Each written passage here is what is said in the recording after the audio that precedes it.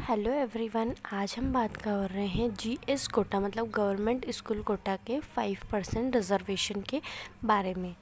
ये जो है ये हर कैटेगरी के लिए, जैसे कि बहुत सारे स्कॉलरशिप ओबीसी एसटी एससी इन्हीं को मिलती है, लेकिन जो ये जीएस कोटा जो है इसमें सबसे ज़्यादा बेनिफिट जो है जनरल कैटेगरी वाले को होता है। अगर आप लास्ट टाइम का डेटा देखेंगे तो बहुत सारे स्टूडेंट्स को ओनली क्वालिफाइंग मार्क्स मतलब 137 मार्क्स पर ही एमबीबीएस अच्छे कॉलेजेस गवर्नमेंट कॉलेजेस उनको मिल गए थे। तो इसमें सबसे ज़्यादा फ़ायदा जनरल कैटेगरी के स्टूडेंट्स को है।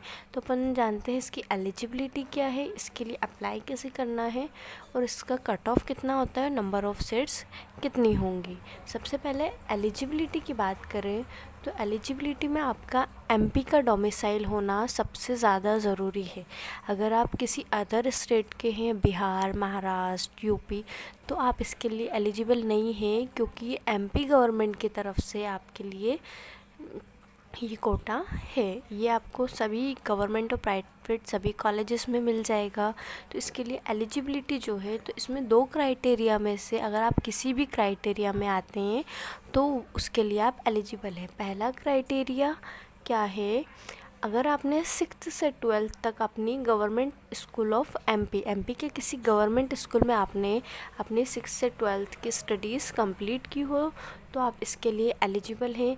ज़रूरी नहीं है वो आपने किसी गांव से की हो या फिर शहर से की हो, गवर्नमेंट स्कूल होना चाहिए। और ये भी ज़रूरी नहीं है कि आपने 6th से 12th तक सिर्फ एक ही गवर्नमेंट स्कूल से की हो। अगर पहले दूसरे गवर्नमेंट स्कूल से की हो फिर बाद में कहीं और जाके कोई और स्कूल आपने किया हो तो वो भी चलेगा, लेकिन 6th से 12th तक सारी स्टडी आपने किसी गवर्नमेंट स्कूल से ही की हो। और दूसरा क्राइटेरिया आता है कि या तो आपने 1st से 8th तक स्टडी जो की है वो आरटीआई के थ्रू की। अभी ये आरटीआई क्या होता है, अगर आप किसी प्राइवेट स्कूल में भी स्टडी कर रहे हैं और आपके पास बीपीएल कार्ड है तो गवर्नमेंट आपके ये जो फ़ीस है वो प्राइवेट स्कूल में भी गवर्नमेंट ही आपकी फ़ीस पे करती है। तो वो एक योजना होती है, उसको आरटीआई करके कहते हैं।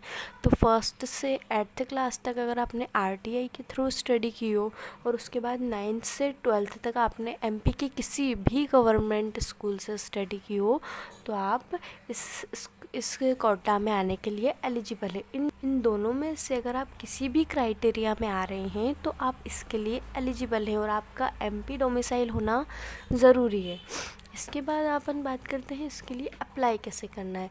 तो जिस भी स्कूल में आप पढ़े हैं, जहाँ पे आपने अपनी गवर्नमेंट स्कूल में स्टडीज़ की है, वहाँ के हेड से या प्रिंसिपल से आप उस चीज़ को रिटर्न में ले लें कि वो लिख कर देते हैं आपको कि हाँ इस स्टूडेंट ने हमारे यहाँ ही स्टडी की है इतने से इतने टाइम तक के। अगर 2-3 स्कूल है तो आप सब जगह से ये उनसे रिटर्न में ले सकते हैं और वो सब चीज़ें जाके आपको जिस भी ज़िले में आपका स्कूल था वहाँ के ज़िला शिक्षा अधिकारी को दिखानी पड़ेगी। अगर वो अप्रूव देते हैं कि हाँ ठीक है तो आप एमपीडीएमए की साइट पे अगर आप जाएंगे, मैं अभी स्क्रीन पे डिस्प्ले कर दूंगी उसको। नोटिस है जो 2023 में रिलीज़ किया था एमपीडीएमए की वेबसाइट पर, इसमें अपन देखेंगे तो इसमें आपको मिलेगा मध्य प्रदेश राज्य स्तरीय आयुक्त काउंसलिंग नीट यूजी 2023 की काउंसलिंग में भाग लेने वाले छात्र को सूचित किया जाता है कि मध्य प्रदेश चिकित्सक शिक्षा निवेश नियम संशोधन 10 मई 2023 से उल्लेखित नियम 2 के अनुसार पात्र अभ्यर्थियों को शासकीय विद्यालय के विद्यार्थी प्रवर्ग के लिए 5% की पात्रता हेतु संचालनालय की वेबसाइट पर एमपी ऑनलाइन पोर्टल पर प्रदर्शन प्रोफार्मा 10 अनुसार प्रमाण पत्र प्रस्तुत करना अनिवार्य होगा। मतलब जो इसके अंदर आते हैं, जो मैंने अभी बताया था आपको कि एमपीडीएमए ने जो आपको एक बताया था कि आपको प्रोफार्मा कहाँ मिलेगा, तो ये प्रोफार्मा आपको मिलेगा, ये नीचे दे रखा है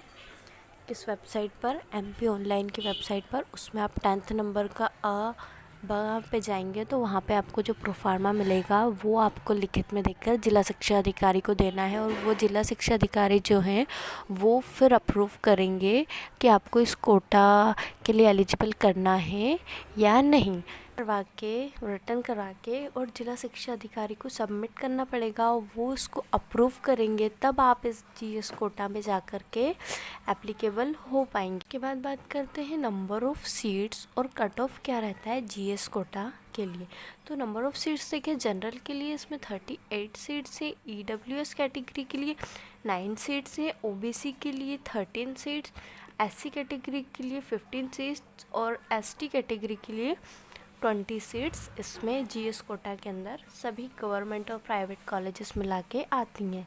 इसमें अगर अपन जनरल कैटेगरी का कट ऑफ माने तो लास्ट ईयर ऐसा हुआ था कि इतने स्टूडेंट्स थे ही नहीं जनरल कैटेगरी वाले जितनी नंबर ऑफ़ सीट्स थी, तो उनको अच्छे कॉलेज गवर्नमेंट कॉलेज तक ही ओनली क्वालिफाइंग मार्क्स पर मिल गए थे। 137 लास्ट ईयर क्वालिफाइंग मार्क्स था, तो गवर्नमेंट कॉलेज तक उनको जनरल कैटेगरी वालों को मिल गए थे। ईडब्ल्यूएस, ओबीसी, एसटी, एससी, अब इसमें नंबर ऑफ़ कैंडिडेट जो होते हैं गवर्नमेंट स्कूल से स्टडी करने वाले वो ज़्यादा होते हैं, तो यहाँ पर इतना ज़्यादा कोई कट ऑफ में चेंज नहीं आता।